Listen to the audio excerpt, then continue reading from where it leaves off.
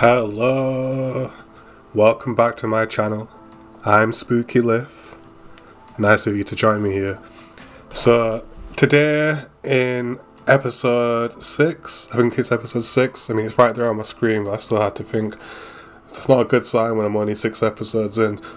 But anyway, I have recorded some other stuff, so forgive me for getting confused.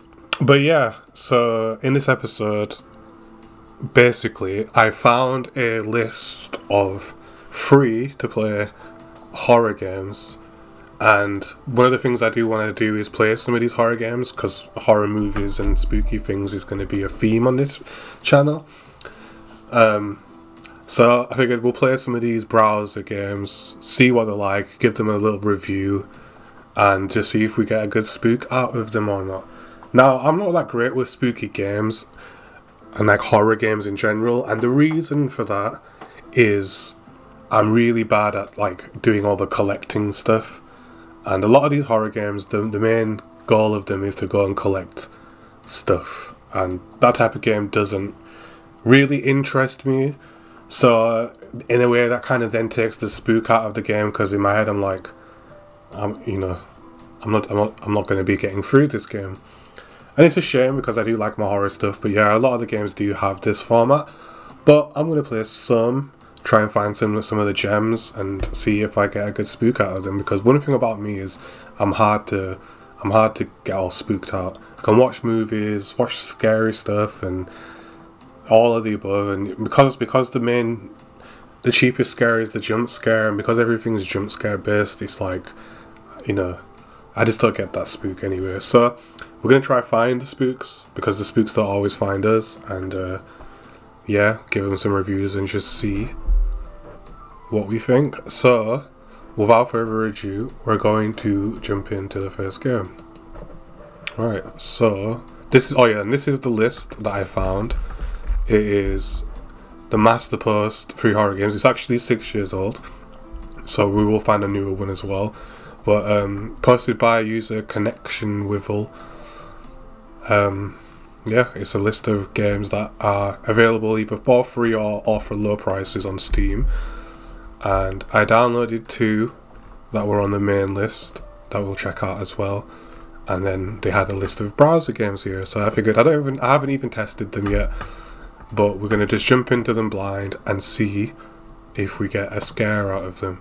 So going on to the first one, as listed here, Dirt Escape. It's listed on the darkhorrorgames.com website. Oh, and we can already see we've hit our first problem, which is Adobe Flash Player is no longer supported. So that's a bit of an issue. So, much to my disappointment, after going through each of the pages, it turns out that none of them are working actually. All of them were broken. The era of the browser game is long gone, and unfortunately the Flash Player and whatever else used to run these things has ceased working. I was interested. I'm going to open this up because I'm interested that this is the horror game subreddit, and this is a horror game list. But one of the options was this Cube Escape collection. It is available on Steam, so I might check that out. And just looking at the picture, it's quite an interesting thing to come up as a horror game. So I would have liked to have seen what this was. Like I say, it is available for sale, so maybe I'll go buy that and check it out, because it is on this list. But because this list was, listing a specific section of games that doesn't no longer fall into, I think it's better that we move on and find a different selection of games for us to try out. So that's what we're going to go do now. So after some digging, I'm disappointed to report that yes, in fact, a lot of old browser game content has in fact been entirely disabled due to the fact that Flash Player has been removed from modern browsers. I knew that happened and all that. I have played some browser games not long ago, but they obviously were newer, built for the newer systems. A lot of these horror games and these horror lists are from a few years ago, so those apps no longer work, and that's a shame. But I did manage to find one that still seems to be working. So what we're going to do is give this a go, see how spooky this is, and then we're going to go over to the ones I've downloaded on Steam, because they should just about be done. And then That gives us 3 solid games that we can go off and review. So I'm going to turn the audio up for this, and we're going to see what Catachresis, a way too scary game is. And with that, we're going to jump in. Pressing up on the keyboard. So it says wear headphones. I'm not doing that, simply because it's just not set up like that. But I think we'll be fine. I don't think headphones are mandatory. It's just a polite request. And we seem frozen on this screen. It really wants us to put the headphones in, but there's no way for it to know whether I have them in or not. So we wait a bit longer. Maybe press another key, click some buttons. Okay, there we go. It's just nice and slow. So interact, speak, progress, dialogue, move left or right, and turn the light on, move down key. Simple controls, simple browser game. Let's see how spooky it turns out to be. I'm not sure who made it. We'll check after we've played it, but it's listed on heylookatmygames.com/Catachresis, as written there in the address bar. So if you want to check it out, then that's where to go and do so. And we'll keep pressing the up key. If it's the up key, that seems to do it. To save your game, press the S key. To load the save, press the L key. There's only one save slot, so pressing S will always override. If you want to start again, just don't bother to save or load. Okay, ducks. So here we are. We've spawned into the world. I am now able to move. And we have sound, so let's see where we're going with this. So it was up to talk. I can't believe they called us out on this one, Jeff. Every night this week, this end of town has seen a lot of action lately. Sure, Terrence, but that's just how it is. If every house on a block has clogged pipes, then the plumber goes to every house. We're like that. So we're ghost plumbers? Yeah, we're ghost plumbers. So what does the sheet say? On Tuesday, I was down the block and they had a nasty case of Rusalkas flashed in and out of existence in the attic. Thought I'd never get them. The report didn't have anything that specific. Probably a tier 1 event, judging by the anonymous reports. Screaming and vanishing, poltergeist-like kind of stuff, and wall tentacles. Wall tentacles? Why does it always have to be wall tentacles? Well, at least I'm not hungover this time. The last tier 1 I had came on the tail end of a bender, and every beer smelled like calamari for a month. You have the chart memorized? Right. Aquarian calendar and psychic readout puts us in the lower left of the pentagram, so Luctum should be the watchword. What would I ever do without you, Terrence? Reading my reports, checking up on my watchwords, my hero. I don't have everything. Kevin's reading levels right now, so why don't you see what he has for you? I'll hit you on the earpiece if anything else comes down the wire. Got it, thanks. Alright, so Ghost Hunters, something.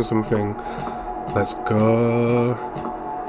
Alright, off we go into the world. So we've got a guy here playing with something.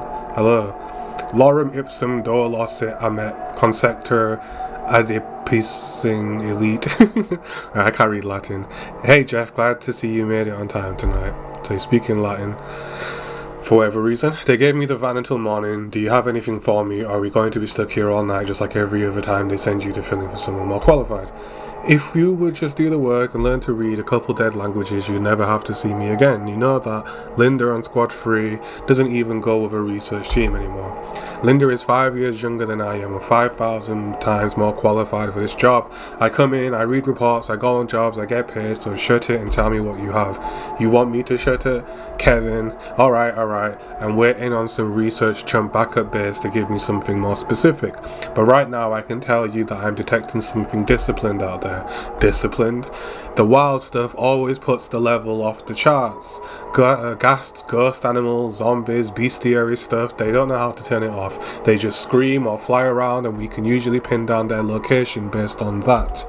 But it isn't like that here. Just a solid humming kind of thing. Real tier 1 stuff. But not just for power.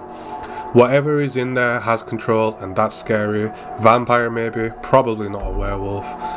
Probably not a construct either, based on what you're saying. Terrence said that he thought there were wall tentacles. Based on the charts, there are almost certainly wall tentacles, but fleshy and ephemeral Ephemeral.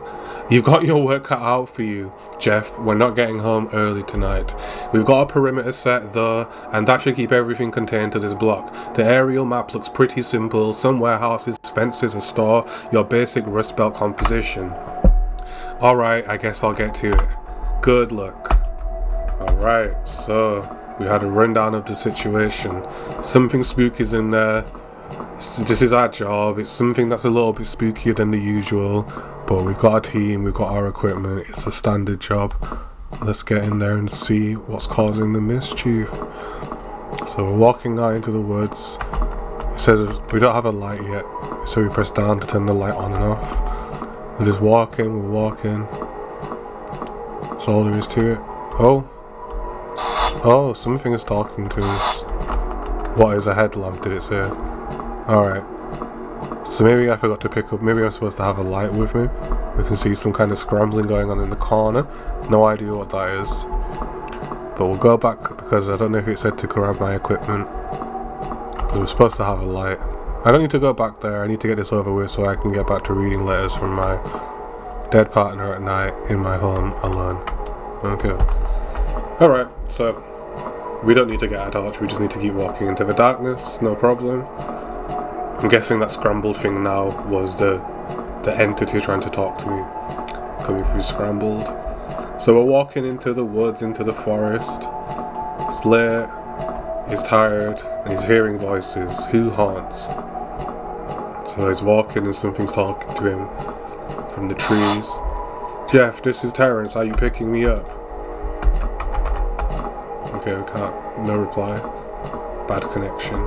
So we keep walking. Oh, and something just appeared behind us. But no bother, he didn't see it because it was behind him. We have a door. What's this on the doorknob? Ectoplasm. That's not a good sign. Terrence, you can't do that. You can't just yell in my ear like that. Sorry, Jeff, I'm pretty bored here at the van. Kevin says he's getting some weird pulses from that warehouse, and that ectoplasm isn't a good sign. He's reading some old book right now. He says it looks promising. So what am I supposed to be doing here? Am I taking care of this thing as usual? Has this become capture duty? Kevin says to search the warehouse and bring back anything you find. Surveillance and necro bombardment reads null. But the pulsing means something. Search for artifacts, you know the drill. Okay, so in we go into the building. Terrence, why is it so dark in here? Wait, it looks like there's full power to the building. Something must be siphoning off all the electricity. Luckily the watchword is Luckton. That's the only option we have. Magic always makes me feel funny. You can't just push more power to the grid. Not unless we want to make 2/3 of the city go dark. Just press the down arrow key to emanate some light from your body. It worked for Sherlock Holmes. You know that's a myth. Alright, I guess I will. Press down the arrow key after we finish this conversation. I'm also pushing an ability to you via Psylink. Anything emanating psychic energy or ghost particles will turn grey when you are near it, so just look for grey objects, press the up key when you're near them. Got it. All of this new technology makes me anxious. Right, so we're in the dark room. You can see his eyeballs, and it's head down to emanate light. So now we can see where we're going. Into the building we go. I think it was a warehouse. It says anything that's ghostly will turn grey when we're nearby. I'm not sure what that means, but we will find out. We can interact with stuff, so I'm guessing that's what we're gonna have to do. So it's gone grey here. I'm interacting with it. This crate is bleeding clouds of darkness that burns the minds of beings arcane, ancient. I wonder what's inside of it. There's a small bone here. It is covered in tiny script that shifts underneath my fingers when I touch it. I'll put it in my pocket and have Kevin look at it when I'm done searching this warehouse. We'll just stick that in his pocket. Some kind of ghostly artifact. And I think that's all there is to it, so we'll keep going. We said collect the artifacts, so I'm guessing we're going to be stumbling onto these mystical artifacts and we can sense them. The room goes grey and we'll keep going in search of these artifacts. So we've reached again, then there's a door. And we're just going to go through the door, see where it leads. So now we're in the light, and we've got another grey object. There's a ring here, it looks expensive, and there's a small initial etched into the band. I can feel the weight of 10,000 failed relationships emanating from it. I'll put this in my pocket to show Kevin. He's going to stick that in his pocket too. Another fancy item he can take back and show the scientist. This screen on this shipping computer is scrolling through the same text over and over again. It is a really big font too. You true for two zab tanar. Okay, I'm wondering if it's an anagram. Truth something wants or something. I don't know. That doesn't seem so bad. Jeff, can you hear me over the moans of the never? What, is that a thing? Linda is always writing about that stuff in her logbooks, but I've never... I'm just kidding, you find anything yet? A couple of things, nothing to account for high levels of activity. I don't even feel that internal skull pressure that I normally get around a tier 1. All in all, it is pretty quiet. Just quiet enough, I bet. In any case, bring back whatever you found. Best case scenario is that we can do a hex or two and try to draw something out. Worst case, I'll smash it all under a cinder block and will threaten whatever comes flying out with a gun. What about this computer? Should I just leave it? I don't know, that's not my job. I'll put terrorists on. Hey Jeff, well, first things first, do you think that computer is haunted? Mildly, if at all. There was some benign backwards writing. Oh wait, now it just says enter password if you dare. Seems to be a little over dramatic. There's nothing in the file about a computer password. We've got some garage access codes, key cards, infrared alarm disabling pin numbers, but no computer passwords. Well, alright then, I'll bring these back to you and maybe we can get home before daybreak. I don't want to be coming back tomorrow night. I didn't want to say anything before, but that definitely isn't going to happen. That steady hum, it isn't changing, but it is getting more powerful, louder if you were a ghost. So you're telling me that I'm walking around in a genuine, real deal escalating event? Kevin has been joking around, but he's worried. He's been deep in data and calling the archivists back home. I think he might have even called in another team. Oh, come on, he knows I'm qualified. And of course it's going to be someone like Laura or Jesse. Kevin just loves to get them to show me up. I'm not sure this is comparative. He wants reinforcements, but he doesn't want to call in an emergency. You know how that looks on your record. Yeah, I guess I do. I'm coming back right now. So, lots going on. We found some stuff. We're not finding the main source of the anomaly, and it seems to be an escalating situation, as in whatever's going on is increasing, and they're obviously going to have to figure it out and stop it before it gets to some kind of catastrophic degree. So back we go, strolling back to the van to get these artifacts looked at and maybe get some idea of what exactly we're dealing with. So our guy is just strolling casually as heck. He's not running, he's not scared. There's not really much going on, and we did hear some voices in the woods, but it could have just been the wind after all. He doesn't know, and he's not intimidated. It seems like the spook levels are just high this night anyway, so of course he's ready for some oddness. He's experienced. So no spooks. We feel very secure with our guy. He seems very calm. The team seem pretty calm. Not the spookiest so far, but we're setting the scene and we're getting an idea of what we're looking at. So we're almost back. Long stroll across the meadow, back towards the fence, and then onto the next screen where we can hand over these artifacts. So let's see what's going on. Alright. Someone new has arrived. Is this going to be one of these, Laura or Jesse? Yep, I knew I would have to come and save you again. Laura! You're in over your head, Jeff, just like always. Kevin, I knew you were calling in backup, but her? Really? You couldn't just let me take care of it? Calm down, Jeff, it isn't like that, it's much worse. But no, you couldn't have that, you just have to make me look like a fool. Well, who killed that Minotaur? Who beat that rotworm to death with a muffler? Me, I did. I'm the one who gets his hands dirty every... Wait, what? You're right, Jeff, but I didn't call her to make you look like a fool. Things are serious. Will someone explain it to me? I'll give it to you straight, Jeff. All signs point to it being the moment you called me in was the moment that you ceded control of this mission to me. We don't use that word in my missions, Kevin. We call it a tier 0 event. I'll be honest with you, Jeff. You've never seen anything like this before. Neither have I. But I've trained with the best paranormal investigators in the world, and they've given me a lot to work with. What I need from you right now, before I tell you anything else, is for you to tell me if you want out. You can get in the van and go home, and we can pull in someone else for the wet work. Tonight is going to get worse before it gets better. I don't want to call in an emergency, but I might have to. So are you in or out? I'm in, of course, I'm in. Alright, then here it is. Every paranormal object, creature, phenomenon, and being in the city is converging on this block. We've never seen anything like this before. Worse, according to the archivist, it has only been seen once before in history. I've deployed every team I could find on short notice to critical layer zones across the city. They're setting up checkpoints to disrupt the flow of hauntings, but they're really just sandbags against the deluge.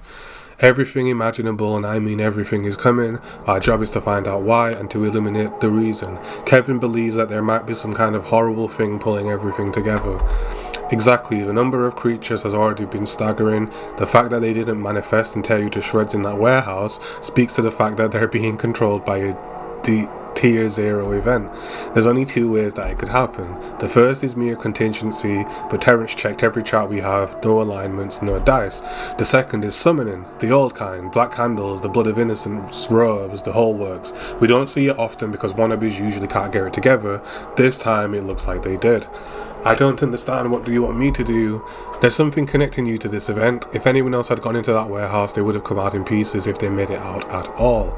Terrence compared some old architectural drawings with the actual blueprints of the warehouse. That office you were in probably has an undocumented tunnel. We need you to go back into that warehouse and find that tunnel. If we go in, we're dead. You might make it. While you do that, we're going to get on the horn with everyone we can think of to try and get this under control. We'll keep in radio contact with you as much as possible, but who knows what could happen in there. No one wants an emergency. No, we don't want that. Is there anything I need to do before I leave? Go talk to Terrence. He has some things that might help you. After that, go to it. Okay, so that's a lot of information. They're clearly throwing that guy into the deep end without telling him up front. We probably didn't want him to chicken out, but the fact that other people clearly had been in there and had been torn to shreds as quoted implies that they're not shy about straight up lying to our guy and just throwing him in a potentially life-ending situation with no warning. So that says a lot about this team.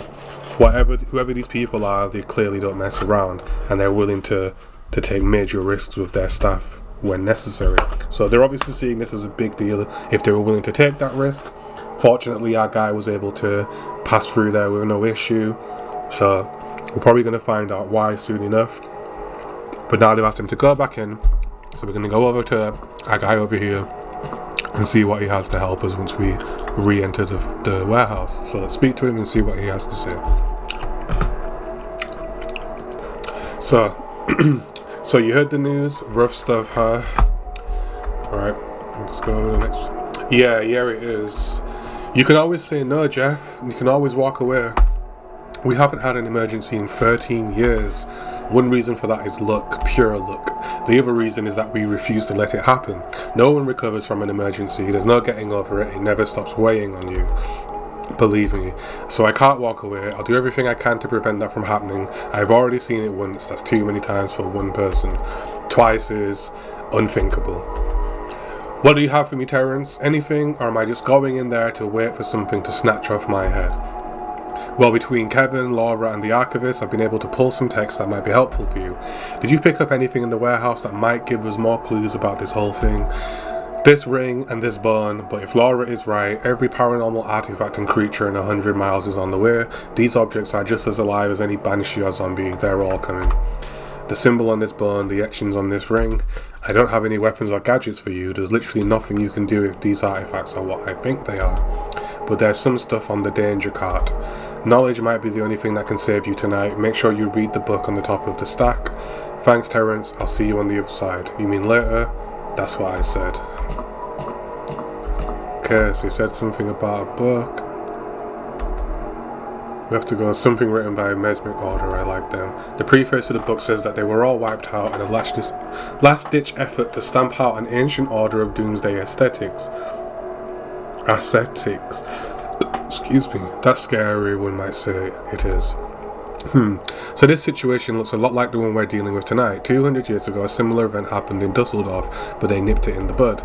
The description of what the bodies looked like afterwards, they don't leave anything to the imagination. I definitely don't want to end up like those guys. I better go to it. So something similar happened. They managed to stop it. He's got some clue of what he's looking at, and with that, he's going to head back into the warehouse and look for this tunnel, see where it leads, and see what is going on in this building. So his team, he clearly had a good relationship with that last person we spoke to, but the rest of his team seem a bit apathetic towards his entire existence. So that's really interesting. I wonder if it's going to be a government organisation or some kind of big shot paranormal company, right? Some corporation. But maybe we'll find out soon enough. We're walking back to the warehouse. Oh, we've been stopped. You will be visited. A triumvirate of flesh and feather and fur, judged by maw and claw and beak. The prophecy of the roiling horde cannot be returned. It was written on the hearts of 1,000 hell's finest warriors. It was scried from the guttural moans of every dying denizen of Hyperborea. There is no escape from this. Techniques etched into time itself prevent me from touching you now. Know this, it is coming, it has been foretold. And with that he disappears. Very spooky words from a very spooky person. Nice and old-timey. But our guy is unfazed, he's seen it all before, and he goes back to the warehouse.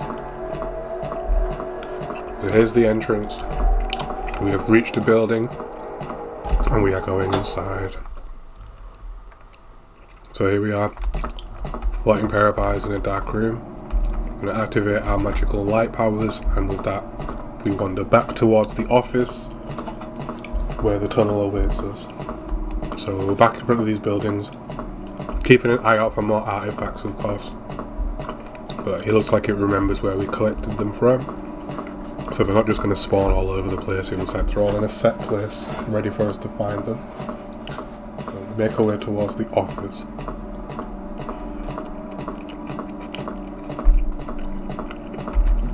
So here we are, heading back into the room. And now we're looking for a tunnel. So let's see if this computer has anything to do with it. Now the computer screen is just scrolling through random numbers and letters. Wait, I've never seen most of these symbols. Hello, Jeff. What the hell are you?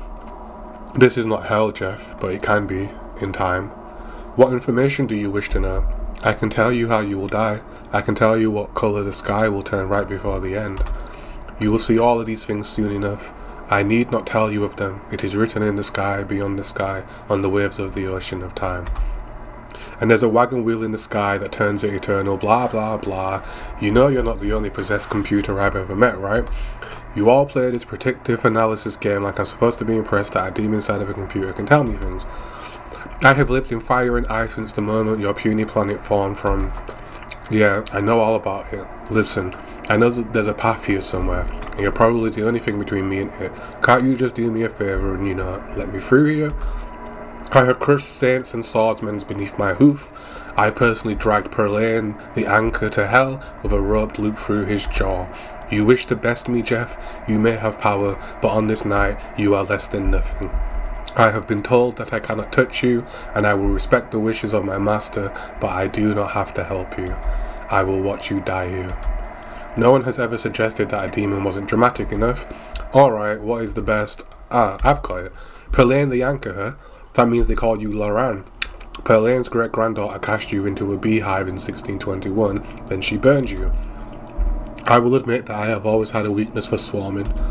But that also means that your real name is Fal Unruin. Egyptologists loved you, and you showed up to devour Lord Brian Taylor in 1881. A fan. I will admit that I did find London lovely. Of course you did. It was a prosperous time for your people. We did well. I also know that isn't your real name, Croon Cal. How do you... Goodbye, Croon. Revet E. Sticker. No! What a jerk. So, our guy clearly knows his stuff. Face to face with a demonic entity, he simply used his vast knowledge of demonic history and simply zapped him away with only his words. He obviously knew the counter spell for this particular demon, and it has worked, and he has been cast out of the computer and the door, and the way has opened up. So, onwards we march, get to the bottom of this mystery. So here we are, another dark tunnel. We've got some spooky ambience. Nice and freaky. It almost sounds like an echoing organ or something. like some kind of church music, but really echoed out. Anyway, down this tunnel we're going. See what comes out to jump out at us this time. Another demon. So we've been walking for a while. Oh, here we go. The lights have gone out. Terrence, can you hear me? Jeff, barely. You, off the map. Tracking you. Satellite? Is it interference? Mongolia, the lights are off and I didn't do it. I can't feel the magic, I feel empty. Try get underground, further away. Nexus, Terrence? Terrence! And now we are trapped in the darkness with no magic to keep our lights on. So without much of an option, it's either walk back or walk further.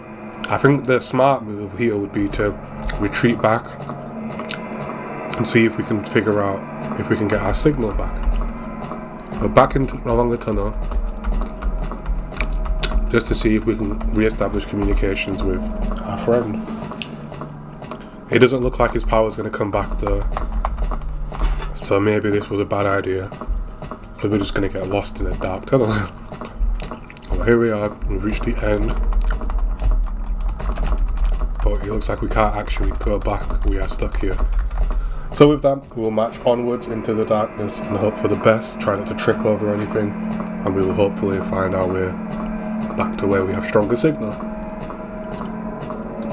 The organ is still playing, almost like something is waiting for us to approach it, playing us in, with a nice melody. A cacophony of sounds, but still somewhat musical. And into the darkness we walk.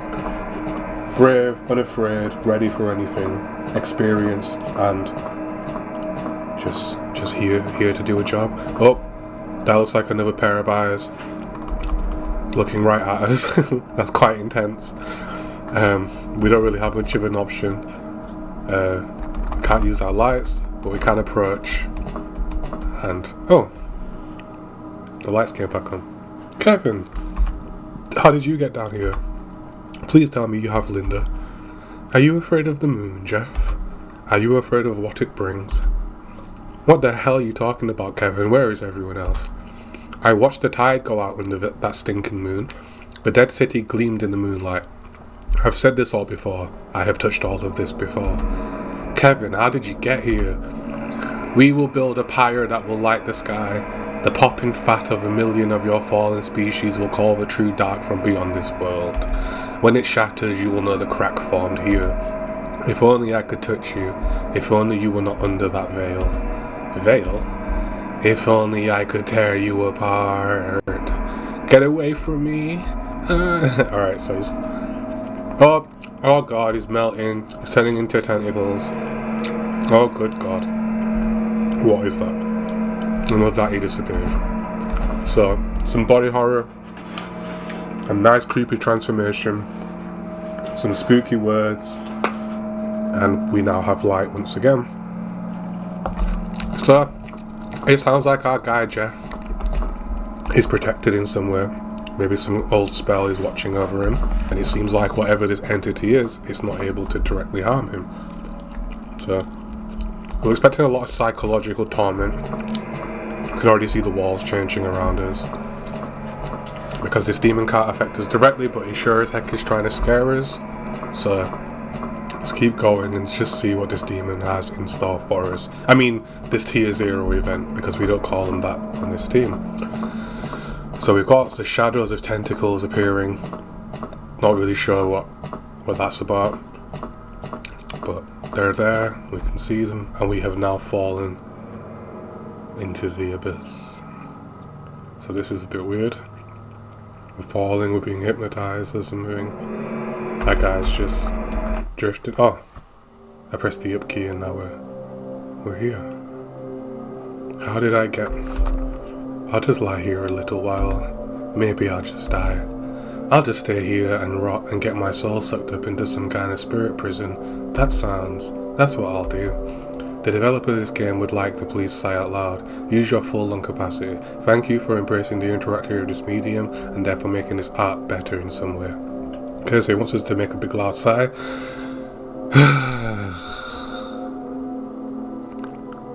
And there we go. We've added to the art. I can't just die here. They're depending on me. I have to get up. They'll put me on the wall of shame if I don't get up. I'll be trapped in this crystal prison for all eternity. Then on top of that, new recruits will point at my awful security ID photo and laugh. They're still counting on me. Laura and Kevin need me to find out what's causing all of this. So what if I fell through an abyss with the misshapen horrors that flit between the real and the unimaginable rest their heads? 2 years ago, I saw a Sumerian statue crack in half and release a gas that summoned a crocodile god that swallowed me whole. I made it through that. I can make it through anything. There probably won't be more wall tentacles. That passage had 500% more wall tentacles than most any other location I've been to. What are the chances of seeing more? Slim, I bet. And now someone has appeared. The chances are not slim at all. Great. Alright, up and at them. The semi-mystery won't walk itself. So a little bit of humour there. Developer breaking the fourth wall slightly. And onwards we go with the story. He's back on his feet after falling through the abyss. And now he's ready to go at it again. So he's very experienced. Even something that tier hasn't shaken him for long. He's very ready for this job. And we're now getting some contact from his team. Jeff! Terrence! I thought I was out of range, where am I? You were out of range. We had you pinging all over the world at one point. From what I can tell, you were delocalized. No way, it didn't feel that way at all. It was all surreal. Believe what you want, but I'm pretty sure that your spirit was all over the world. Your body probably just floated down the sewer and out that pipe or whatever. That's comforting. Sorry. Can you at least tell me where I am now? That is, unless this is some kind of post-death hallucination in which I am living out my fantasy of mission success while in the afterlife or perhaps purgatory. Well, let me check. The purgatorial levels are resting at 3.22, which is cubicle level. You're probably in the real world. Good, so where am I? You're about half a kilometre away from the warehouse. You're deeper inside the block than you were before. The interference is down from where it was before, but the dead winds are picking back up. There's a store in front of you. One of the emanating sources is coming from there, and Laura thinks there might be something underground there. It could be a delivery gone wrong. We've been checking shipping manifests, and the owner received several mysterious packages from all over the world recently. Or the owner could collect exoteric cutlery. Who knows? It is worth checking out in any case. Listen, interference is picking up. No, not this again. We've sent part team watch for she always. Flesh were la enticles. Terrence, are you there? Well, that sounds awful. And here he is standing in some long grass, just like, oh great, you know. Communications have gone again, I'm alone again. That probably means the spook's about to come and he's just ready for it. He's just, look at him, he's just walking, just determined to just get the job done. Through the long grass, through the short grass, he is prepared for all of it. So onwards we go. We're in the next block of the warehouse. We're looking for an entrance of some kind, walking through the long grass, trying not to get lost. So onwards we go. So the music got really quiet. No, it's just looped back around, we're fine. Just walking into the night. Oh, we seem to have found... Yes, we found something. Okay, we've got a fence, and then we've got a barbed fence. Jeff! Laura!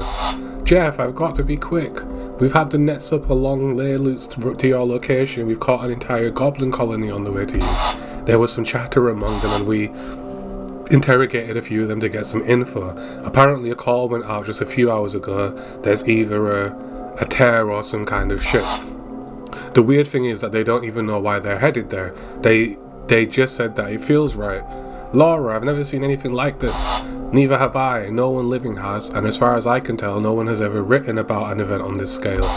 I'm doing what I can on this end, but it's all up to you. We can't even get close now. Some intern walked 10 paces across the street towards your location, and a winged horror tore his right arm off. He's still there, we can't reach him. We're holding them off as much as we can, but you've got to hurry. I don't even know what I'm looking for. Neither do I. We're working on an insertion team for support. This is really last ditch, but we're trying. This could be it though. We might have to call an emergency. It might be too late. A little longer, just a little longer. There's some kind of building in front of me. I'm going to explore it and see if I can make any headway.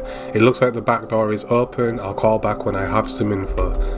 And with that, we're going to venture inside this building with the barbed fences. So, when we're inside, The floor, something's going on. And she woke up like she did every day, and she looked outside like she did every day. And the things that were outside like they were every day, so she shuttered the curtains and went back to sleep. But then the next day, things were the same as they were the previous day. So she finally decided that she wasn't going to take it anymore. This was just too much for one person to stand, and against all of the odds of the way this story goes, she opened up her door and let out a roar that blew the houses down and crumpled up roads like sheets of paper. And in the emptiness that followed, she realized that not this day was different, but this time was no different. That time marched on and whipped around itself so much that you couldn't ever tell if this time was on purpose or if it was just some mistake. And with that, we have fallen into the netherworld, and I guess we should have a look around.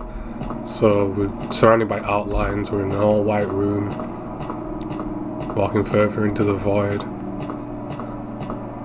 See where this leads to.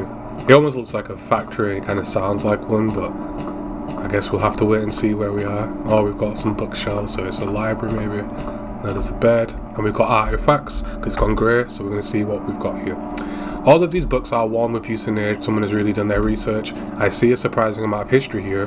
Not only you see lots of duds, fake books made for phony 19th century lords, whoever put this collection together has a very discerning eye.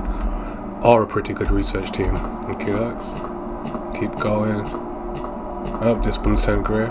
This shelf is covered in books. I've read some of these. Turnbull, the Red's Lexicon,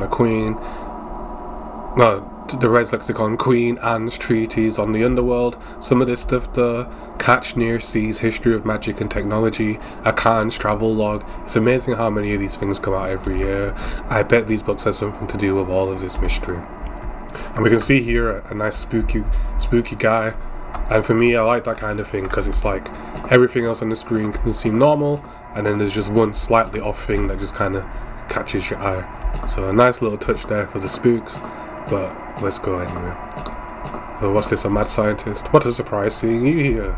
You're so much younger than they describe you. I didn't even think it was possible for you to come this far forward. You look so serene. It hasn't happened yet. So few make it to even your age. So this is it. You're the cause? That giant globe? That must be the heart of the Nexus, and you must be the shop owner who collects esoteric materials, and all the while you are some kind of evil scientist. I'm afraid not. I'm afraid that you're far away from where you are supposed to be. Something has slipped. I won't deny that you are here and that I am here, but one thing does not always follow another. What do you know how long I've lived here in this bunker? I have lived so many lives. The spell grows weaker each time. I and my forebearers have leached this land. I knew that I would see you one day. I've waited on it. I've dwelled on whether I should say it. My batch father passed it unto me, and his batch father unto him, and further, all the way to the first utterance. The word which shatters a stone will not wait. My decision will be made for me. I will speak it and be pulled away from here. I will be torn apart. All of this life wasted. I don't understand. Stop talking. Ual Ram Hanra. The sky will crystallize like grass. The elements will perforate. Only shadows will remain, and from that will come new life. Stop, you're under arrest. What are you doing? Do you have any idea what is going on there, up above? People are dying. People are going to die. You've got to explain yourself. I've got to save them. You're very brave. Terrence, Lauren, Kevin, is anyone picking this up? I've got an esoteric scientist down in some kind of bunker. He has a globe. Sometimes it works, sometimes it doesn't. And he is now disappeared into some kind of parallel dimension full of tentacles. Hello? Anyone? All I'm getting is some awful buzzing noises. Tonight is just awful. And with that, we're back running around. So we've got this orb. This giant orb shows some kind of lifeline, maybe? But there are so many layers. There's a core, but it is obscured. It is beautifully crafted, and through all of the strata, this one line bleeds through. It doesn't look dangerous, it just looks like a map. Okay, interesting. Onwards we go, deeper into the scientist's lair, who disappeared before our very eyes. So very interesting. We travelled through an abyss, we've woken up here. The scientist was clearly a bit mad. Oh, and now we've got the red room from The Shining. Blood just pouring from a doorway. Ooh, and portals opening up. Very strange. We can't do anything. Is something going to come out of this void? Nope. Oh no, we find ourselves outside in nature. So, I guess onwards we march. No trees, so we're somewhere totally different by the looks of it. I guess we'll find out. We're going to have to keep walking. Nothing's come through on our communications yet. Who knows what's happening. Into the reeds. You can hear the birds chirping. Oh, there's something up there on the hill. Could be anything. Just keep walking. Through the reeds, through the reeds. And our guy just continues to march with the same determination of, I'm just here to do a job. Unfazed by everything he's seeing. And now we're in some kind of temple. We've got some tapestry. There's a dragon breathing fire all over itself in this tapestry. It doesn't seem to mind. There are people at the bottom of the tapestry, but they don't look harmed. They're falling down, they're beneath the dragon, but they don't seem to understand. There's some script here, but I can't read it. If only I'd taken at least one course in a dead yet not forgotten language. And are the people becoming words? And then we've got another one.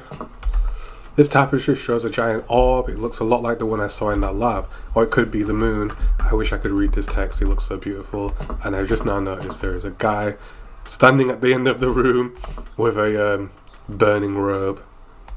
Burning red robe. I guess we're going to be talking to them, so we walk over.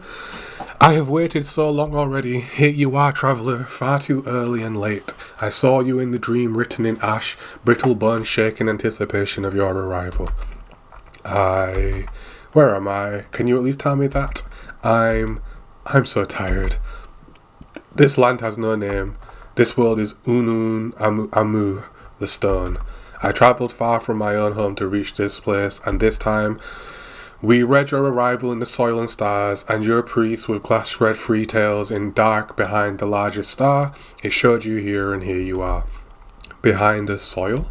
What? What the hell are you even talking about? First some bald scientist who speaks in riddles, and now a funhouse priest who can't thread two sensible words together. Just great. It is a momentous occasion. You have the word inside of you. I see it, I can see the word. So soon it has curled itself around your soul. You will never rid yourself of it. It lives. Ulal Rang Han Ra. The last word. Oh my god, my... The worm beneath the ledge no longer needs you, traveller. Know that there is nothing you could have done differently. Oh, and our eyes have bled and we've been torn apart. And everything is as it should be. And... Chloe! Did it work? It did. I feel awful, but I'm here.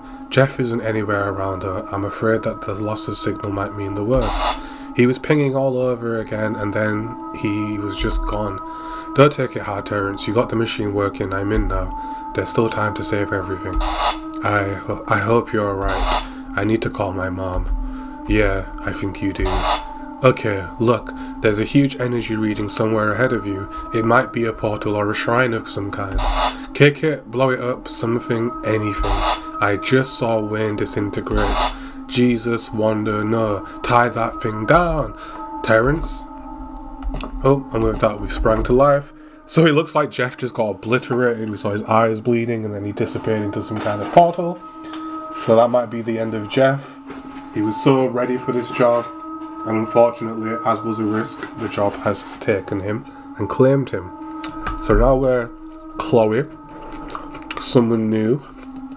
So it looks like Chloe's here to finish off the job that our guy Jeff had started. We're going to be going into the warehouse, and it looks like we have some kind of potential solution to the situation at hand. So we're going to take Chloe. In fact, no, there was some kind of shouting going on back at base, so maybe that's... Oh no, the base is quite far. We're actually quite deep into the warehouse, past that house that had the bad fence. So onwards we're going, trying to find Jeff, but also trying to solve this situation and pick up where Jeff left off, because they've lost him. But we saw he was dragged into the ether or whatever, so... Onwards we go with Chloe. let's see what's waiting for her. Spliced into this story, she walked forward, understanding that what had already happened would happen again, but not to her, and that the journey forward had already become about escape rather than completion, and so she walked. So the ghost, it seems, is taunting her, saying that she knows it's a hopeless journey, but she's walking anyway. And I guess we're ready for something spooky to happen to this poor girl. So they mentioned that other people going in would be torn apart, but for whatever reason that hasn't happened, and she's now walked into some strange portal, and here we are inside some building. So we walk forward, looking for things that turn grey. Got doors with strange markings. Oh, we've got a flaming floating ghost guy. But I want to see, if we can enter in these doors. So we've picked the one in the middle. We'll have a look around and see what's going on in these rooms. We have some kind of wall. We can't go any further. There is a bird. Hello, bird. Oh no! The game has crashed. The game has ended itself. Oh, we didn't press the save key. Oh, we've run out of RAM. Okay, that's kind of... Alright, let me just check something. So I don't... In fact, one moment. Yeah, so... I know I've got 24 gigabytes of RAM at present. There's no reason for us to have actually run out. So it looks like it's crashed of its own accord. Just randomly. So that's very disappointing. Yeah, we'll reload it. But I'm guessing that we have ultimately lost our progress. Because I never pressed the save key and it told me to save with the S key and I forgot. And it looks like we've lost our progress, so that's the end of the game. Unfortunately, we can't play any more of it. But I'll tell you what, we can still review what we did play. And first of all, I did kind of enjoy that. I won't lie. It was a bit silly with the sort of self-aware writer kind of cringing at his own storyline. Pretty good. It looked like it was getting interesting. There was a lot of they didn't just go for a zombie's chasing us and a basic concept. They've gone with this paranormal team who are very experienced. They've dealt with these kinds of things. They have a tier, it's an organisation clearly of some kind that knows its stuff. You go in there, you're an experienced investigator. He knows his stuff. He faces a demon and just banishes it through knowledge alone. He's ready for the situation, and then as we saw, he ends up getting taken, due to having some word inside of him, some kind of power inside of him, and he has been taken by the void, and we can assume dead because we saw his eyes bleeding and he got kind of torn apart. However, when we switched to the second character, Chloe, she did make reference to the fact that things can still be saved. Whether that includes our guy Jeff, or whether Jeff is lost to the abyss forever, we don't know. And unfortunately, the game has ended itself so that we won't ever know, unless, of course, we play through the game again. But what I'm going to do is, I'm going to leave it there for this game. I think we played plenty. We played through a whole character. And for anyone who wants to see where this game's going, or would like to complete it, you know where to find it. It's right here. It's heylookatmygames.com/CATACHRESIS Catachresis. And if you'd like to see the ending to this game, you can obviously go and play through it yourself in your own browser. But I was enjoying it. A lot of fun. Interesting story. Very simple gameplay. And this is the thing with some games. That's been 50 minutes and I really enjoyed that. It was really gripping. And it's just a browser game, it's just a little 2D, side to side, very minimal control wise, very minimal gameplay wise, but just an interesting enough story to keep me wanting to press through it and keep going. And I'm gutted, I can't, continue to play from where I got up to, but you can save this game and it will let you save and load. And had I been saving it, we would have been able to continue, so hopefully when you play it doesn't crash. But for me it did. And I don't think it was anything to do with my system RAM. We're not even using, we're barely even using half of it. There's no way we went over limit with a browser game, so it crashed for some other reason. But maybe try it in a different browser, Chrome. I've kind of fallen out of love with Chrome recently. There's a couple of features it has that I still use it for. But really, I'm kind of getting a bit of a headache with Chrome. So I think try it in a different browser, try it in the Opera browser, and you might have a more stable experience. But yep, a lot of fun. Spooky wise, I mean, it was more interesting than spooky, I'll say. I was very intrigued. You know, we have these professionals, they know what they're doing, they know what they're facing. Very cool, you know, very interesting, and I would actually, it's the kind of storyline I'd like to see in a more developed game, in a more built up game, because it'd be cool to sort of have that perspective of, you know, we're experts. We're not going in there as some person who's trapped and helpless and has no idea, but facing a situation as an expert who deals with scary stuff all the time, and then still having that reason to be scared or to panic. And I thought that was a very cool concept, and it's one of the things that kind of kept driving me through the experience.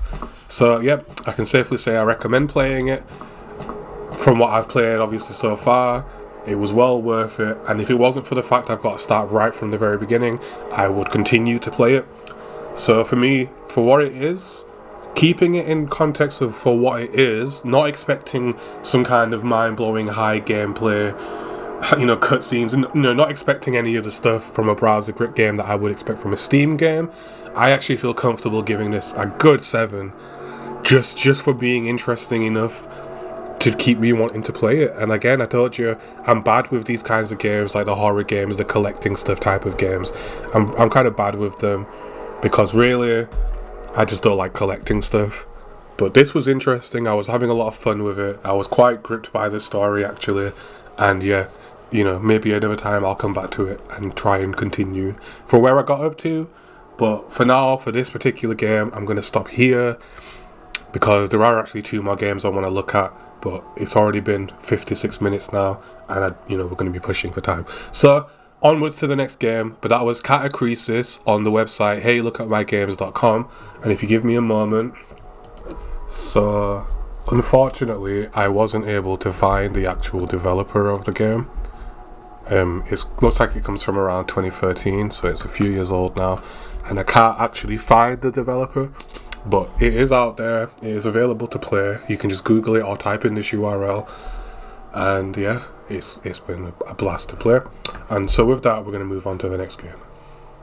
So the next game that we're going to play, the next free horror game that's available completely for free, this one's available on Steam, and of course it is the SCP Containment Breach Remastered Edition.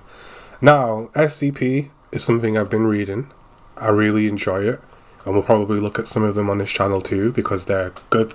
You know, when we're talking about things that are spooky and give you a genuine fright, a lot of the stuff in that SCP list, oh, one moment. So, SCP Containment Breach Remastered.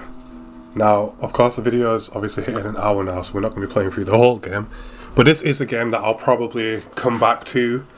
You know, I've seen, because a lot of people are going to say, oh, you should really play the original, that's the good stuff. And I understand why, because if you played the original back when that was what was out, you know, that was your maximum experience.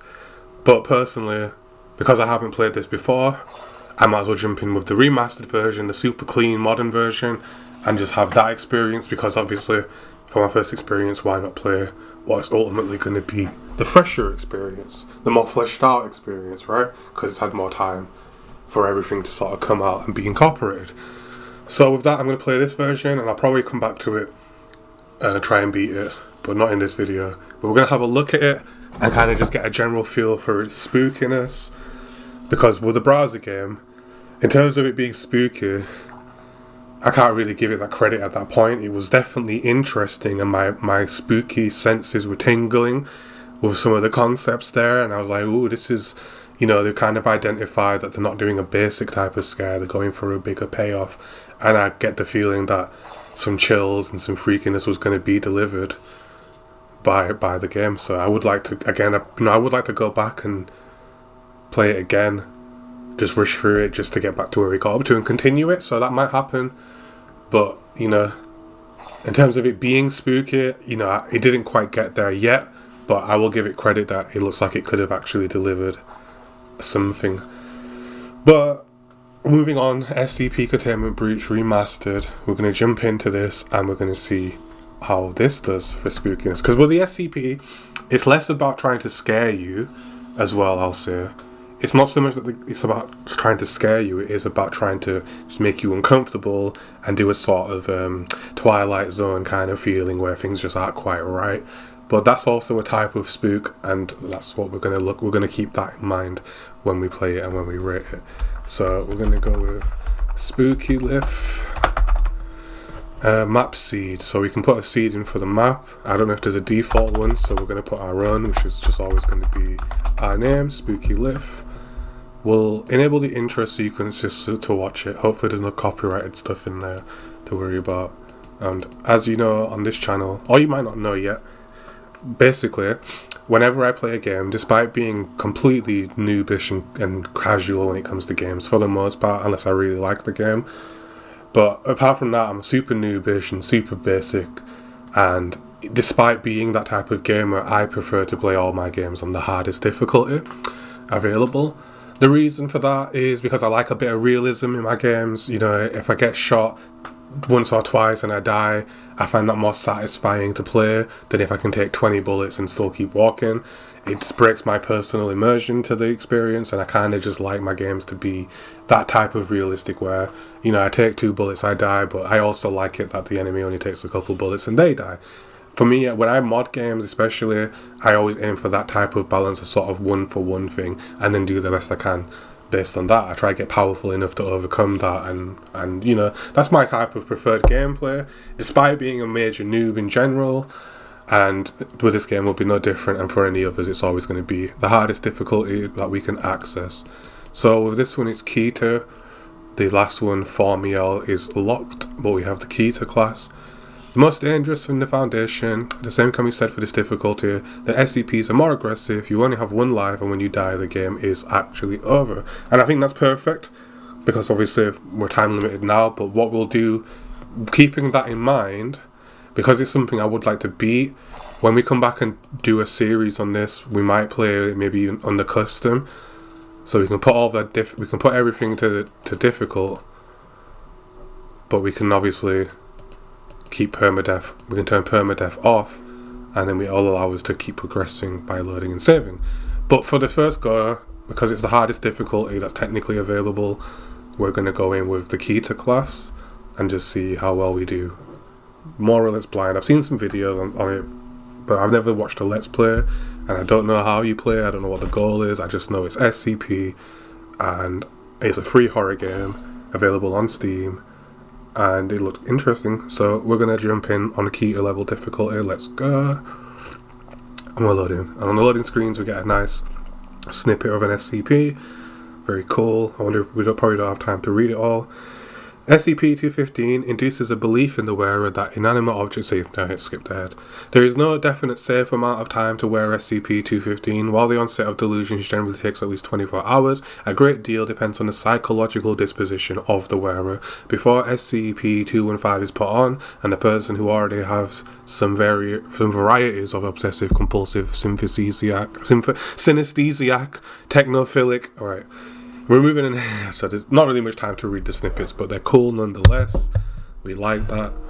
And here we are loading the game. So we're waking up in a cell. That means we're a Class D. By the looks of it. Basic room in a cell. We've got some paper, pick up the paper, open it. Class D orientation. On behalf of the SCP, we welcome you to an exciting 1-month working period in our top secret facilities. The details classified. Each personnel has been given a number. I can hear talking in the background. Memorize your designation. We're being brought out of the cell. During your stay, we're taking part in various testing. If everything goes as planned, you will be released at the end of the month. Good stuff. By the time we even got a chance to read it, they opened the door for us. Alright, I can't really hear the audio there, so let's turn it up so we can hear them talking to us. Turn the speakers up a bit. And let's continue. In fact, can we get some subtitles? Because I'm deaf at the best of times. Alright, it doesn't appear. Enable user tracks, audio, sound, control, advanced, console, interior. So no screen, there's no subtitles. We'll turn sounds up to 100%. I don't know, I can't hear them talking, but never mind. We'll keep going. We're supposed to follow. Okay, that's nice and loud. So we keep blinking. That'll be an important mechanic. Of course, we know why. If you have heard of this game, there is a SCP that if you blink will kill you, and we all love it. It's one of the favourite ones out there. And the blinking, of course, means that if he's nearby and we blink like that, then we die. And we've got a timer in the bottom left, and that's going to constantly tick down, and we're going to constantly blink. So we've got to watch out for that. That's something I know in advance, because we're going on the hardest difficulty, so this is going to be challenging. So we've got to, everything that we do know, we've got to use to our advantage.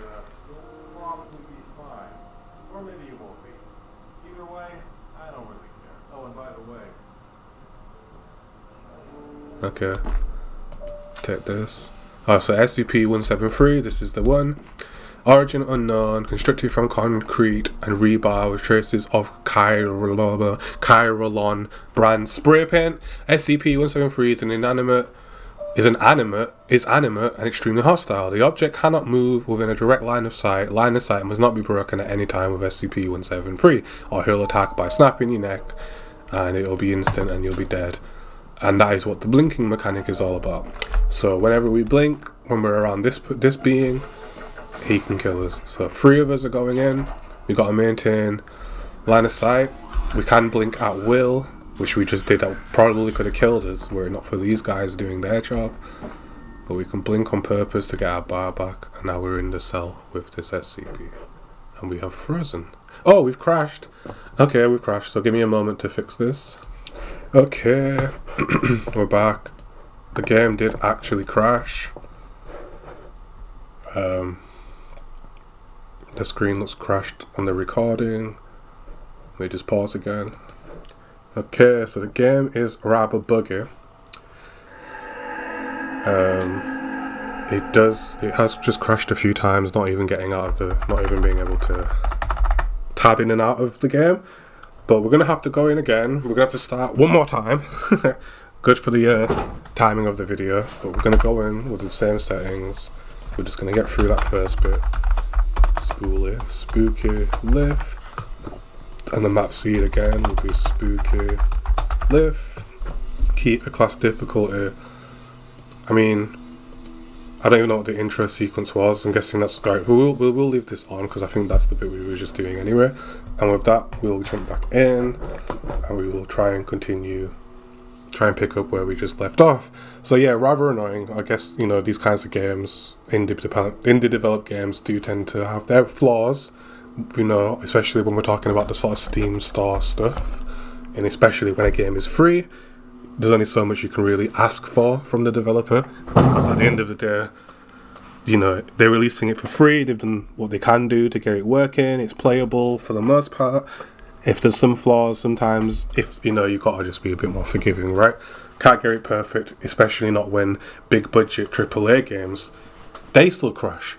So if the big guys have got some crashes in their games, I'll forgive the little guys for having some in theirs, you know? So no big deal. We'll load in again. And this time, we won't stop to read anything. We're just gonna make our way straight to where we're supposed to be. We'll try to listen to the guards when they arrive. Do the tutorial, it's fine. Double click on it, reviewing it, no problem. So we'll try to hear the guards because they were a bit hard to hear. And we'll see what's going on within the facility. But it sounded like what you'd expect from an SCP facility. The guards are apathetic. You're a D class, meaning you're going in to do some grunt work that'll probably get you killed. Guards don't really care, they've seen it before. You're going into the cell immediately with some being that you just found out that if you blink it'll snap your neck, but you've got some other guys with you. They're helping you keep your line of sight, and hopefully that will keep us all alive. But being a D class prisoner, it's hard to be optimistic. So they're saying open up this cell, 311, I'm guessing that's our cell because it opens. Yep. Yep.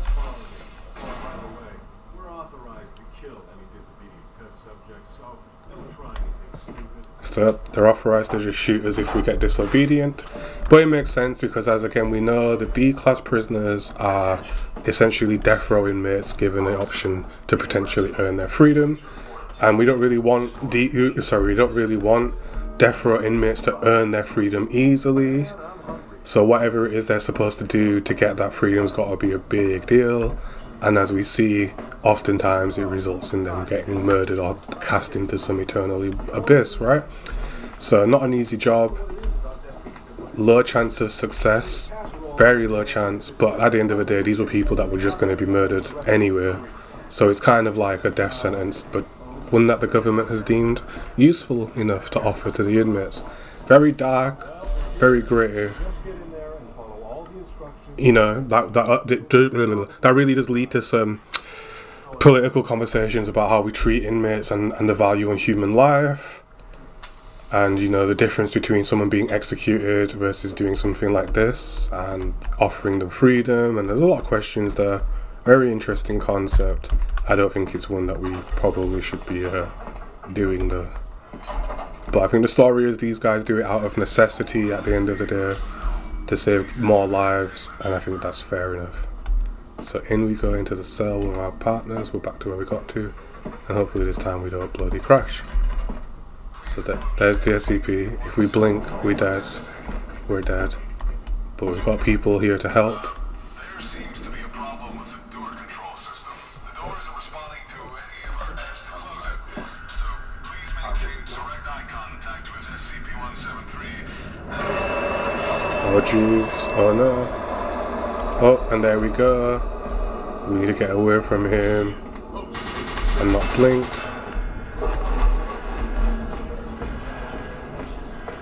He's killing the guard, so we're gonna run away. And we've hit a door. The door is locked. Oh, but we've got some stairs, okay. Oh, he was there, alright, okay. That guy's gonna follow us around. And if we don't look at him, he's gonna murder us. Got locked doors.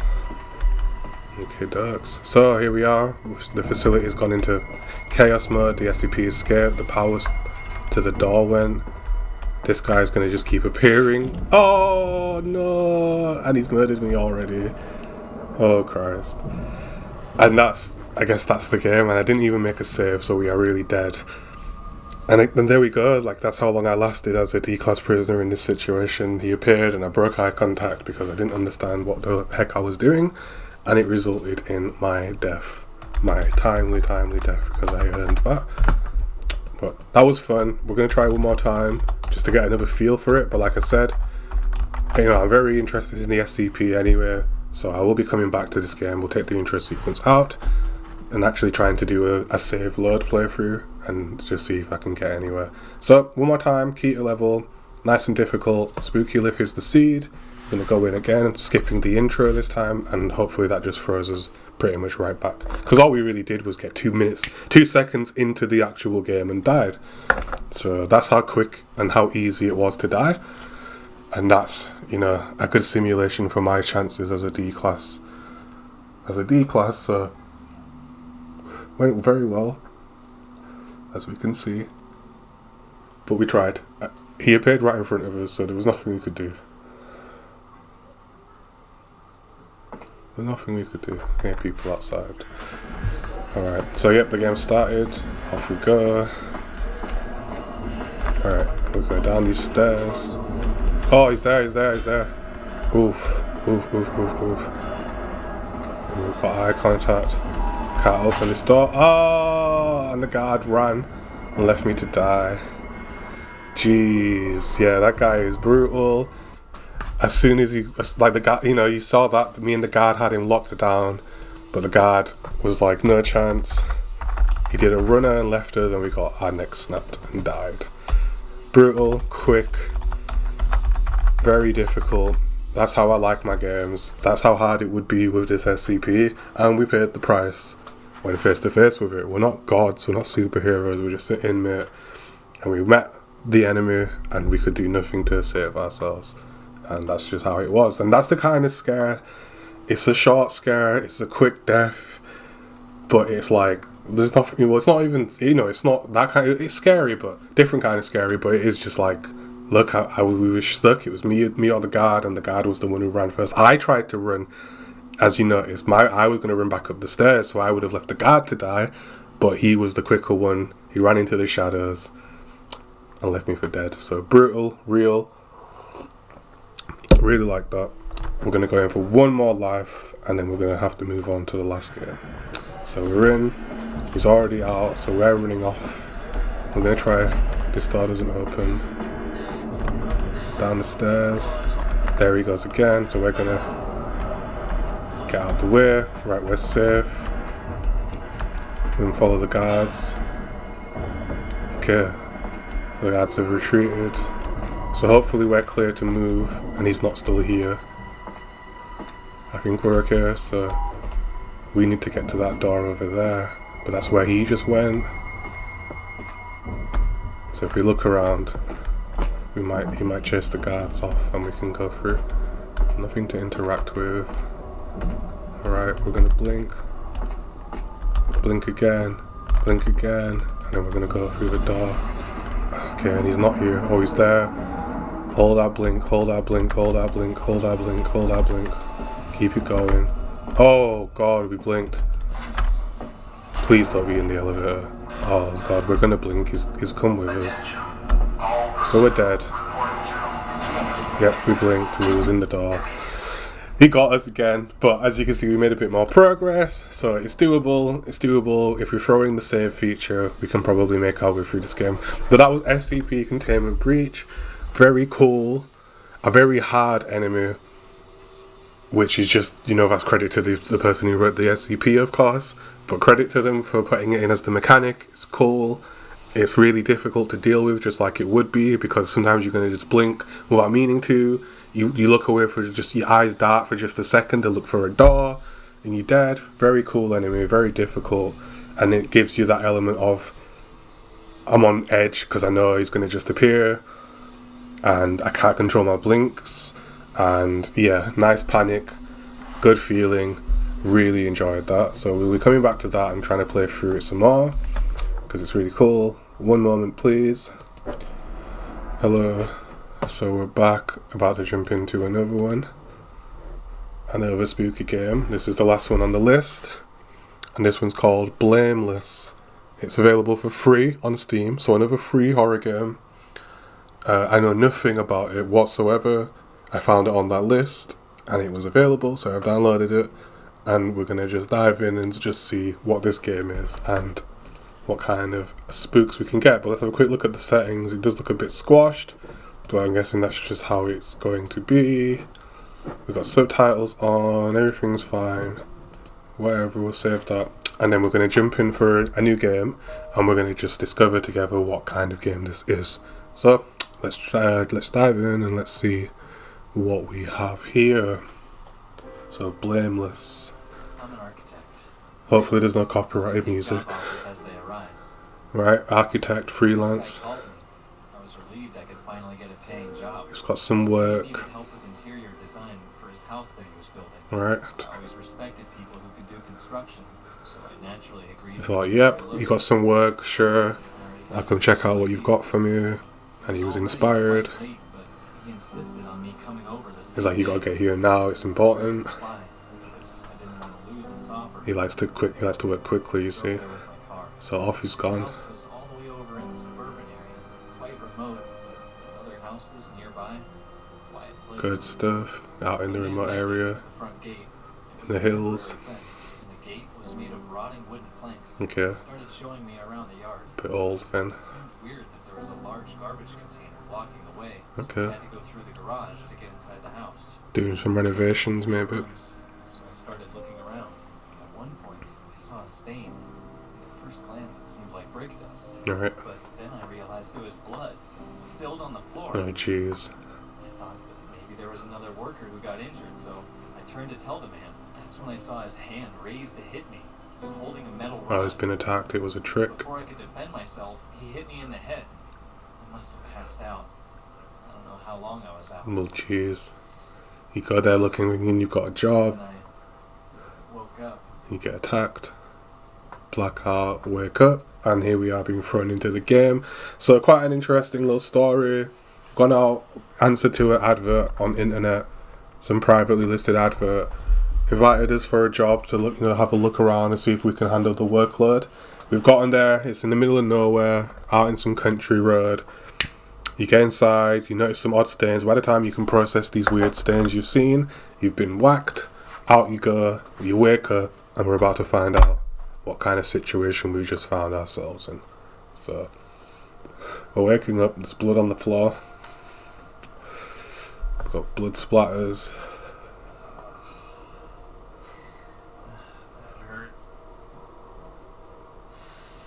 Okay, he's wounded, his head hurts. The graphics look quite nice actually.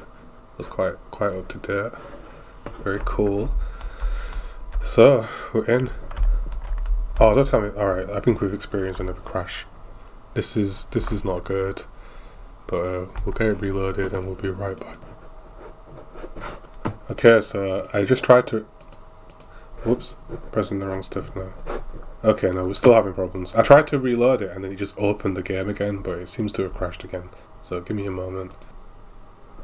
Alright, so what happens is, when I reload the game, it springs into full screen mode, and when I try to resume the recording, it then seems to not like that, but we're back in the game, continuing exactly where it left us, so we'll just, no, when I click out the window, it seems to not like that. So let's go and change, if we can, it from full screen mode to, well, I guess windowed mode. No big deal. Put that here, and we're gonna have to run it as a window because it's not trapped the mouse, so the mouse is clicking all over the place. So if we do it like this, there's no reason for it to freak out on us. So back in we go. Now I should be able to click stuff. Yes, and I can left click and right click on this vice and move it backwards and forwards. We've got drawers, tools, we've got a hammer. I can't swing it, but I can drop it. We have a hanger. We have a hammer. But we can't do what with it, so we're going to just put it down, try put it on the table, but it'll fall on the floor, and then we'll pick it back up to defend ourselves with, if we can swing it somehow. No. And with that, we're going to look around this place and see where we are. It looks like a shed. It's all bricked up. We've got a door over here, and we're gonna, let's see this, we can't actually go through this door, it's all sealed up, and it looks like we are trapped in this building. So we're gonna look around, see what we can do. We have this hammer, but we don't know what use it serves in the game. We can't swing it though, so it's not intended as a weapon, but we'll hold on to it and we'll look around. So we're very much trapped in this room, as you'd expect. We've woken up, we're trapped. I see some question marks on the floor, so we're going to go over and have a look at these question marks. So I can't interact with them anywhere. I can't crouch down.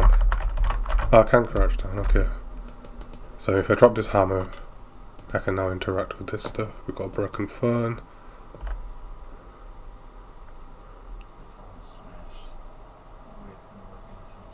So that's that, we can't use the phone.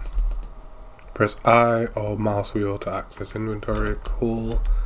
So can we pick this back up now? No. So when we're holding something in our hands, we can't seem to interact with anything else. Okay.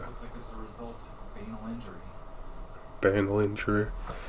So the blood splatters from something else, maybe another victim perhaps. We're not sure.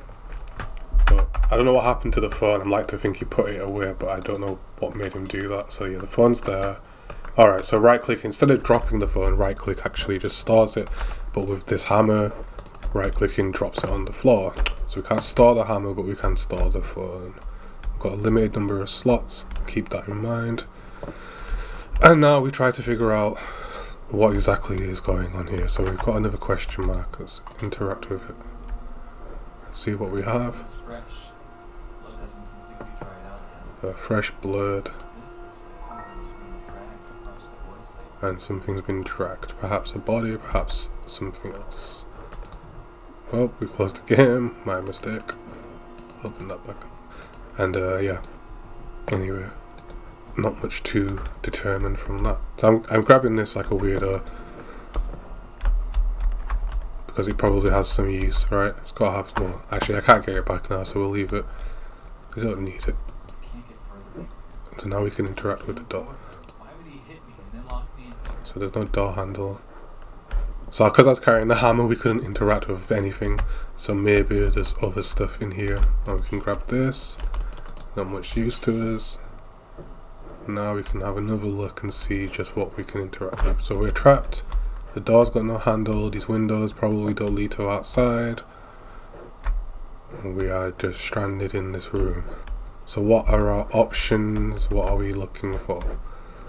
So the logical thing would be like trying to break the door perhaps. You know, that kind of thing.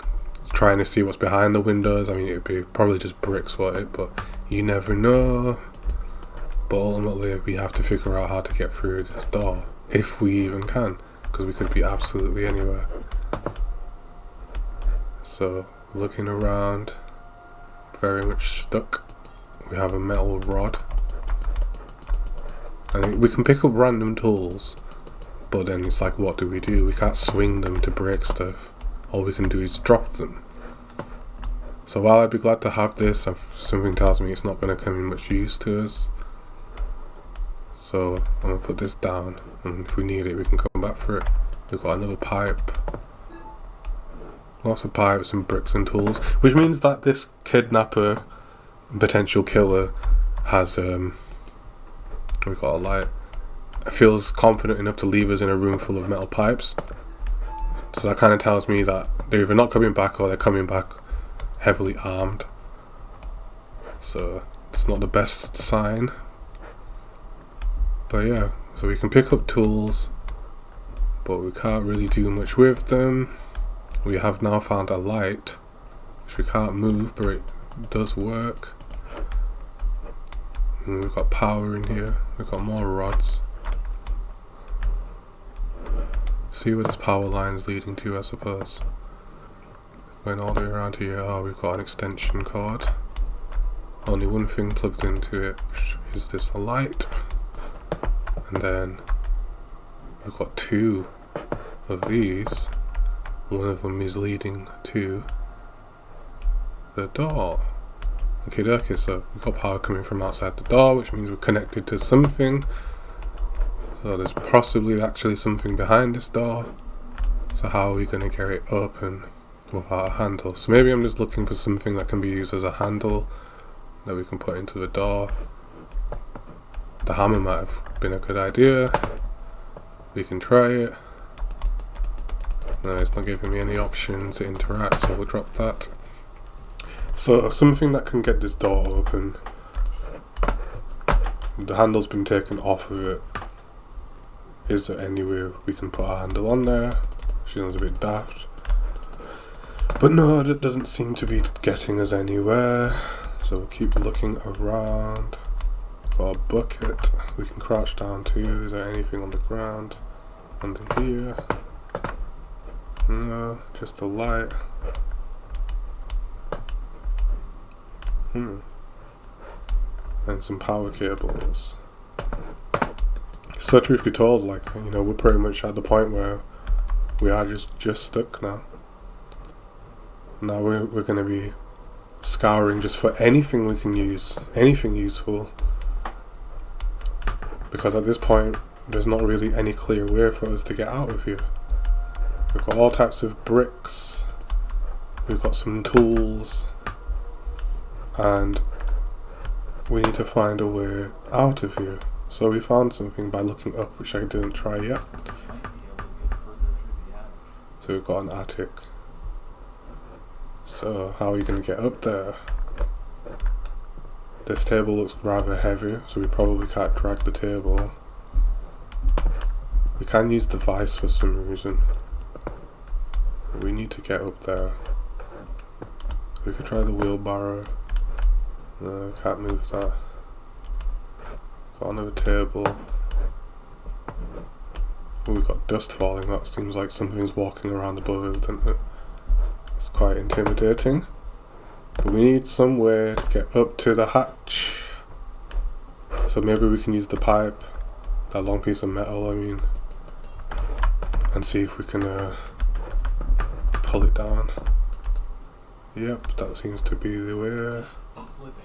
I can't turn it by hand. Oh. So if we put this up here, I can't get a good grip on it, but we had some kind of gripper tool. Go over by the door. Yep. So maybe we can use this to turn it. No. Okay, that doesn't seem to be the thing, but there was there pliers? Yes, there was, weren't there? Yep. We can try the pliers. Yep, that seems to be an option. There we go. And we're free. Let's get out of here into the attic. See if there's a way out. So it's very dark, very creepy, but we're gonna slowly walk through. What the hell was that? There's noises and rumbles. And it looks like we found something. We'll look around a bit more. Definitely nowhere else for us to go here. And I guess this is where we need to be, but there's some creepy sounds. We're gonna just lower ourselves down. And now we're somewhere different. So we've got a wallet by the looks of it. Yep. Who does this belong to?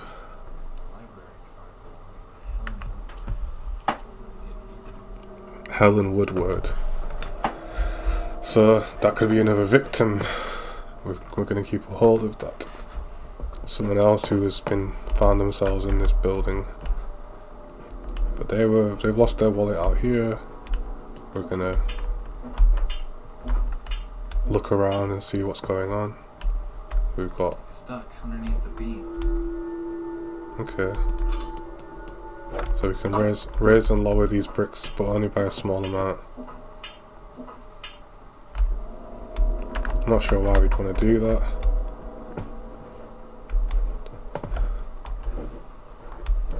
Can we jump? We can jump, but not high enough to get on there. So I don't know about that. It's stuck underneath the beam. There's a crowbar, but we can't get it. And we don't know what that's for. So let's keep looking around. So this seems to very much be one of these puzzle, escape the room type of things. Clearly, because we are trying to escape from rooms. But we'll keep looking around. It's holding with the wires. Okay, so it's being locked shut. So this is already giving me pretty solid spooky vibes. I don't know about you, but just, you know, this person who's waking up locked in some basement. Kind of a rough situation to be in. There is definitely a feeling of, yikes, how, you know, I'm stuck in this room. How am I going to get out of this room? Really enjoying that. It's a really genuine, you know, creepy feeling. The idea of just being stuck. Very cool. We've just picked up a nut. But yeah, liking it.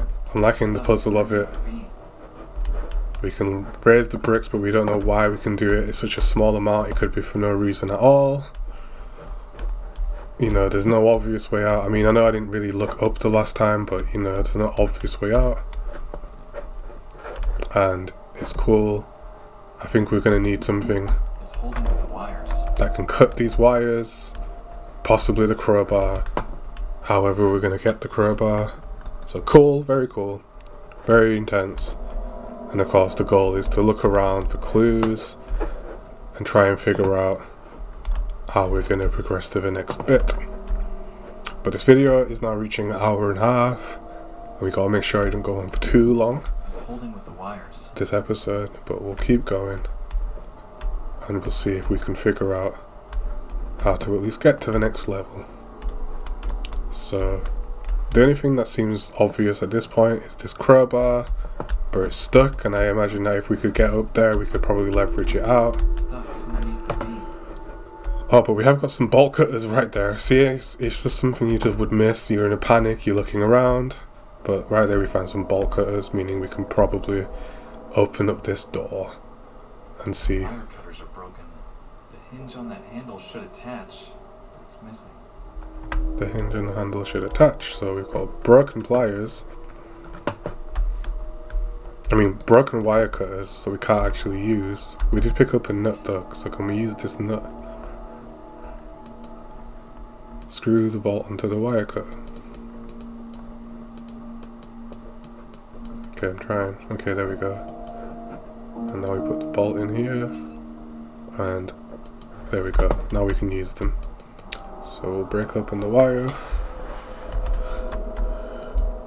And we'll see what's waiting for us behind this door. So I think that was all of it. Put these down and open up. Oh, and it appears that we are now outside. Feeling like a big win. We could get over this fence. And we could be out of here. But no, the power's just gone out. Nice and freaky. Who knows what that could mean. Personally, I'd be trying to get over the fence, at least trying to have a look what's on the other side, but we can't jump high enough, we can't climb it, we already know that, so we're going to keep following the story. But yep, nice and freaky. The lights have come back on, the door has slammed shut. Going back through here. I want to go back. He's not concerned about the door closing itself, he's just like, I didn't want to go that way anyway. So fair enough. There's the power generator, so I wonder if that's the one that they were using and they were just right next to us. We just couldn't see them. Who knows? But on as we go through this spooky building. Look at that dark corridor. The lights are out. The light switch is working. It says see the light switch. Okay, there we go. The lights are on and we feel safer. There's wires everywhere. Clearly a house or something under construction, a very large house. And here we are again, trying to figure our way in and out. We have a torch, nice and dim and dirty, but at least it works. Put that away for now. And yeah, we'll just have to have a look, won't we? Glue, we've got something here. Wires everywhere. And we are looking for some kind of a clue. We have a door with a handle.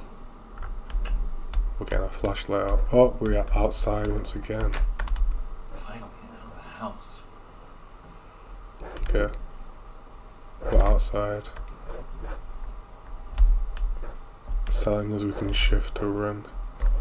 And just get taking in the environment. It's a garden. There's a whole bunch of stuff happening here. But yeah. Okay, we can open this door. There's not really any reason to go in here. But I'm doing it anyway. See what's going on inside here. It's just a shed. We've got papers. Mr. Hopkin. Still haven't received back the scaffolding. Reminder letters. Okay, that's interesting. Sure. Got some overdue equipment. Very odd feeling. Nice and creepy. Very real. Very real. You know, we've been kidnapped, we're just in this weird place. Signs of civilization, we're outside. And the music got all weird. More dark rooms. Got a dim flashlight. It looks like this seems to be the way we need to go next. We want to get out the front, and then we can be home free. There's a bag and stuff in there. Can't seem to put this away. And then you try and use this. Is everything always locked? Okay, so it's locked. Got a padlock. Is everything always locked? So maybe we can find a way to break the padlock. We should have brought the wire cutters with us. Let's keep looking anyway. So we've got stuff all over the place. It walks really weirdly when you've got something in your hand. But anyway, let's keep looking around. So there doesn't seem to be much in here. So we obviously need a way to break the padlock. We will have to watch out for that. And with that, we'll head back outside and just see what else is going on in these other buildings. We've got one over here we can check out. Oh, well, yeah, there is a handle, but it's locked. So we won't be going in there. There's a door open over here. Is this where we came from? Yes, this is how we got outside. Oh wait, so the wire cutters were rather far back, weren't they? I don't think we'll be needing those. But we're looking for something else. There's no handle on that door. Okay, so that's kind of the lay of the land. We've got over here as well. So there's a piece of ladder missing. Maybe we can climb up there, but I don't know if there's anything up there. Just scaffolding. But I mean, we could try bring that. Can we pick up that piece of a ladder from in here? This must be one of the 3 suspension ladders mentioned in the letter. Right. And then there's one on the scaffolding. We can't take it with us. There is a broken piece here though. Okay, so it's not going to be much use if it's broken. So we're looking, I'm assuming, for something to bust that padlock with. I'm not seeing much laying around yet. So we'll keep looking for any clues. But again, it's this frustrating feeling of it's just like, how do I get out of here, you know? I'm enclosed in. Now for me, the fact that we could just climb the wall and stuff, you know, that's what we'd be doing. We'd be in a panic getting out of here as dramatically fast as we could. But with a game like this, that's not an option. Instead, we've got to solve the puzzles to get out. So that's what we're trying to do. So we're looking for, well, anything really. But we're looking to try and get this padlock off this gate. I think seems to be the thing we're doing. The music's all dark and spooky in here. It's obviously where we're supposed to go next. And yeah, well actually, because we've got to 1 minute 40 on the video, I am going to have to cut this off very soon. But we probably will come back to this and try and progress further because I'm actually enjoying this. It's nice and creepy. It's a very real situation too, which gives it an extra panic factor. It's definitely got that feeling, that frustration of I'm trapped and I need to get out, and I think that's a really good way to do scary. Like, trying to scare someone with like all types of paranormal stuff is one thing, but scaring someone with just a really freaky situation, something that's even real, something that's just very, very down to earth and could happen to anyone, and you get me with one of those stories and you're awesome. It's a good type of scare. And even if it turns supernatural, you know, it's freaky enough without it. I don't know what's to expect. I don't know what's coming with this story, but I'm enjoying it. It's cool. I want to get to the next part, but we are going to run out of time. You know, at this point, I'd go back into the other room where we started off, try find some wire cutters and whatever other useful thing we had, and yeah. Maybe to go back, maybe if I can go backwards and go get the wire cutters, because we did just drop them. I don't remember where we were. I think we might be locked out. I have no idea, but it's awesome. But we're running out of time. But so far, so good. Definitely freaky. Definitely a creepy story, a creepy concept. The dragging stain again. Yeah, you know, there's a mystery here. Even though it just seems like this person might be a serial killer, that's what, you know, we're getting so far from it. Very cool, and I'm enjoying it, and I do want to keep playing this, so I'll probably come back and play the next part next time. But for now, thank you for watching. This has been, you know, in fact, let's give me a moment. So yeah, that has been quite a fun episode. Playing those games was awesome. The browser game, very different, very unique. Very interesting storyline. Unfortunately, it did crash on us, but I feel like we got a really good, solid introduction and a really good taste of what that game was offering. Very fun. definitely want to see what happens next. The second game, SCP Containment Breach, the remaster, very cool, very difficult. I like that, you know, life or death. It's very realistic for a D-level prisoner to be getting off that quickly and that often. So very cool, very interesting. Yeah, I enjoyed that, and I will be revisiting that with the saves so that we can actually progress through it and see if we can get anywhere. And then lastly, it was Blameless. You know, never heard of it before, but really cool. The story's really interesting, nice and scary, nice and real. You show up to an advert, you get attacked by the person, you wake up trapped in something, and now you've got to figure out how you're getting out of there, and also trying to understand why you're in that situation and what's going on. So very cool. He loses points for the moment, like when you're outside and you could climb the walls. You know, a realistic person's going to climb over the walls and scramble. Well, for the sake of the story, they obviously want you to progress through the buildings and for the game. But still very cool, nice and creepy, nice and frustrating too. And we will be revisiting that and playing through some more of it next time. So, thank you for being here, thank you for watching. I hope you enjoyed the gameplay, and I look forward to playing some more spooky games with you. So, thank you for watching. Remember to like and subscribe and all that, all the rest. Leave a comment, tell me what you liked, what you didn't like, which game was your favourite, and we will see each other on the next one. Well, I'll see you, but you won't see me. Alright, thank you for watching. Goodbye.